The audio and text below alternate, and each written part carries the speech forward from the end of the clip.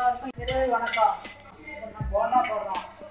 அரிசி மாவும் உளுந்து மாவும் கலந்து வச்சு வெங்காயம், பச்சை மிளகாய், கொத்தமல்லி தழை, பெருவெங்காயம், சோம்பு இதெல்லாம் கலந்து வச்சுக்கிட்டு எண்ணெய் அடுப்பில் ஊற்றி வச்சு அப்புறமே போண்டா போடணும். எண்ணெய் காஞ்சதுமே போண்டா போடணும்.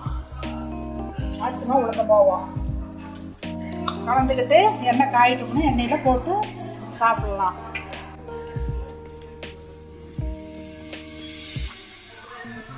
அரிசி மாவு உளுந்து மாவு தாங்க, இதில் இது இல்லை, சின்ன உளுந்து மாவு மட்டும்.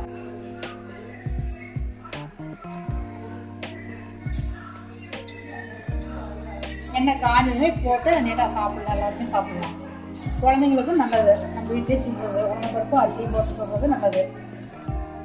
பிள்ளைங்களுக்கு வேணால் மிளகா போடாது எடுத்து கொடுக்கலாம். நல்லாயிருக்கும். உப்பு மட்டும் போட்டு வெங்காயம் போட்டு மிளகா போடாது எடுத்து கொடுக்கலாம் பிள்ளைங்களுக்கு. இல்லைன்னா பிள்ளைங்க காரமாக இருக்குன்னு சொல்லுவோம். வெங்காயம் மட்டும் போட்டு மிளகா கறிப்பெல்லாம் போட்டு மிளகா போடாத எடுத்து கொடுங்க, பிள்ளைங்க சாப்பிடும்.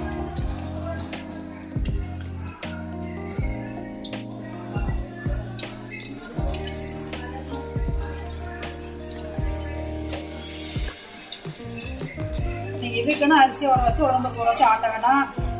அரிசி ஊற வச்சு இட்லி காட்டுறோம்ல, அதுலேயே உளுந்து பருப்பும் அரிசியும் எடுத்து போட்டு சொல்லணும். நீங்கள்